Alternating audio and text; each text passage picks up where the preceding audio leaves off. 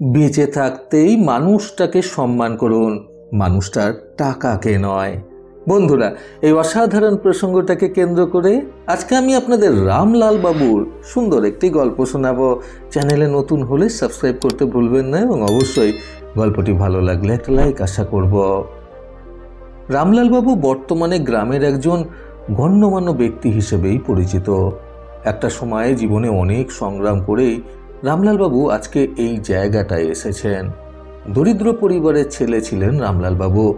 সেখান থেকে অনেক কষ্ট করে জীবনে তিনি দাঁড়িয়েছেন বর্তমানে। এখন তিনি গ্রামের এক ধনী ব্যবসায়ী হিসেবে পরিচিত। দেশে বিদেশে বিভিন্ন জায়গায় ওনার ব্যবসা ছড়িয়ে ছিটিয়ে রয়েছে। বহু বছর আগে যখন রামলালবাবু আর্থিক অনটনের কারণে খেতে পেতেন না, তখন ওনাকে গ্রামের সকলে তুচ্ছ তাচ্ছিল্য করত। একটা সময় এইরকমও গেছে যখন রামলালবাবু লোকের বাড়িতে গিয়ে খাওয়ার চেয়ে চেয়ে খেতেন। কেউ কেউ সেই সময় ওনাকে সহানুভূতি দেখিয়ে দয়া করে খাবার দিলেও বেশিরভাগ মানুষেরাই দূর দূর করে তাড়িয়ে দিত। অধিকাংশ গ্রামবাসী সেই কষ্টের পরিস্থিতিতে রামলালবাবুর সাথে খুবই খারাপ আচরণ করত। রামলালবাবুকে গ্রামের মানুষেরা তুই তুকারি করে কথা বলতো। এমনকি কিছু কিছু মানুষ ওনাকে গালিগালাজ করতেও ছেড়ে দিত না। সেই সব কষ্টের দিনগুলোকে মনে রেখে রামলালবাবু নিজের পরিশ্রমের ওপর নির্ভর করে জীবনে দাঁড়িয়েছেন। দিনের পর দিন অক্লান্তভাবে কঠোর পরিশ্রম করে আজকে তিনি একজন প্রতিষ্ঠিত ধনী ব্যবসায়ী হয়ে উঠতে পেরেছেন। এখন জীবনে প্রতিষ্ঠিত হওয়ার পর তিনি সকলের কাছ থেকে সম্মান পান। এখন রামলালবাবুর বেশ বয়স হয়েছে, পরিবার বেড়েছে, পরিবারের দায়িত্ব বেড়েছে এবং আর্থিক দিক থেকেও তিনি যথেষ্ট সচ্ছল হয়েছেন। টাকা পয়সার কোনো অভাব আর ওনার নেই। এখন তিনি গরিব, দুস্থ, অনাহারী মানুষদের সাহায্য করেন।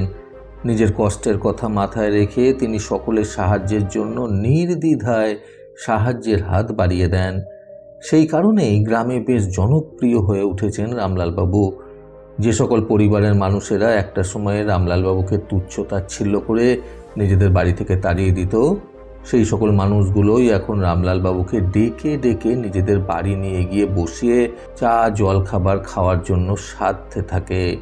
রাস্তার পথচারী যারা যারা রামলালবাবুকে দেখলে ওনাকে প্রণাম জানায়, তাদের প্রত্যেককেই রামলালবাবু একটাই কথা বলেন যে বাড়িতে গিয়ে বলে দেব ক্ষণ।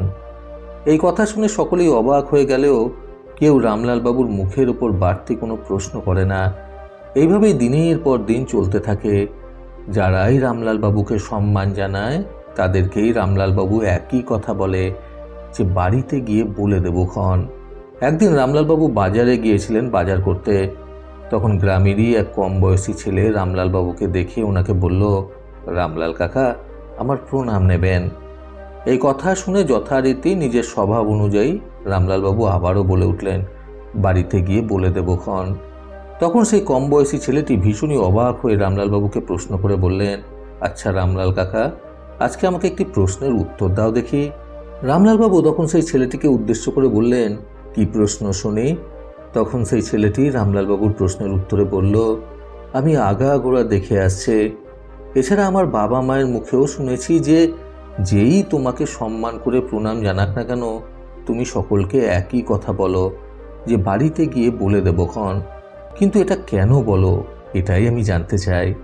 রামলালবাবু তখন একটু মুচকি হেসে সেই ছেলেটিকে উদ্দেশ্য করে বললেন, তাহলে শোনো, আজ থেকে কয়েক বছর আগে আমি হতদরিদ্র ছিলাম। আমার বাড়ির আর্থিক অবস্থা মোটেও ভালো ছিল না। সেই সময় আমাকে লোকের বাড়ি ভিক্ষে করে পর্যন্ত খেতে হয়েছে। যারা যারা একটু ভালো মনের মানুষ তারা আমাকে ভিক্ষে দিয়েছে, আর যাদের মন পাথরের চেয়েও শক্ত তারা আমাকে দূর দূর করে তাড়িয়েও দিয়েছে। এমনকি লোকে আমাকে গালিগালাজ করতেও ছাড়েনি। লোকের কাছে একটা তুচ্ছ তাচ্ছিল্যের পাত্র ছিলাম আমি। তারপর থেকে আমি প্রতিজ্ঞা করেছিলাম যে জীবনে একদিন আমি বড় হব, অনেক বড় হব। আর আজকে আমি নিজের পরিশ্রমে আর ঈশ্বরের কৃপাতে এই জায়গাটা অর্জন করেছি।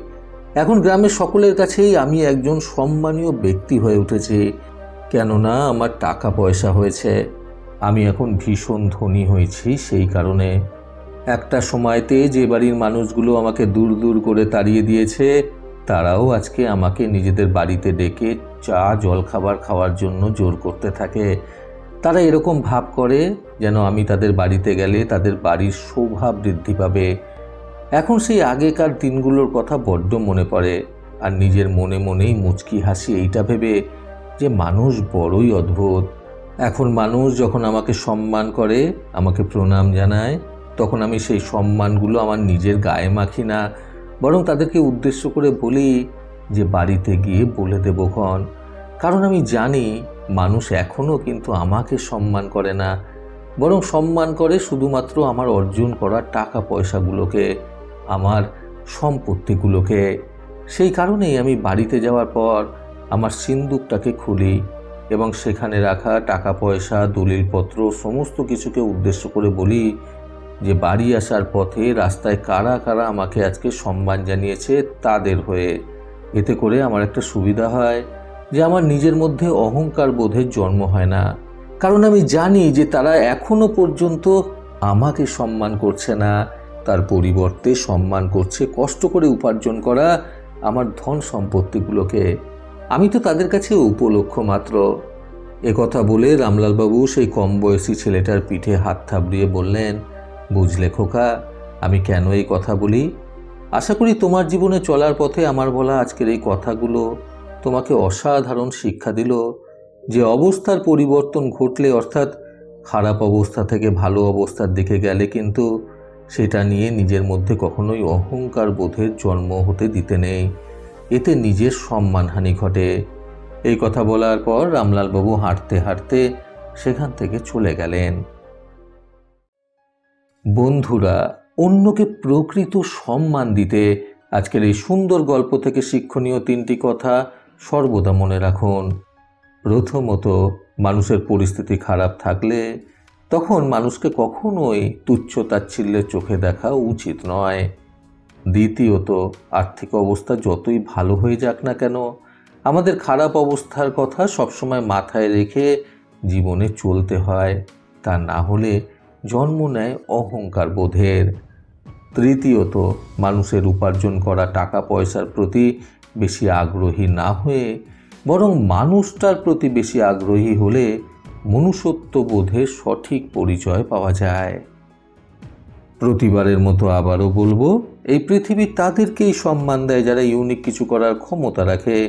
সকলের সুস্থ এবং সুন্দর জীবন কামনায় প্রকৃত জীবন থেকে আমি সন্তু চক্রবর্তী আবার আসবো আগামীকাল নতুন সুন্দর শিক্ষণীয় একটি ছোট গল্পের সাথে। ভালো শুনুন, ভালো থাকুন। ধন্যবাদ।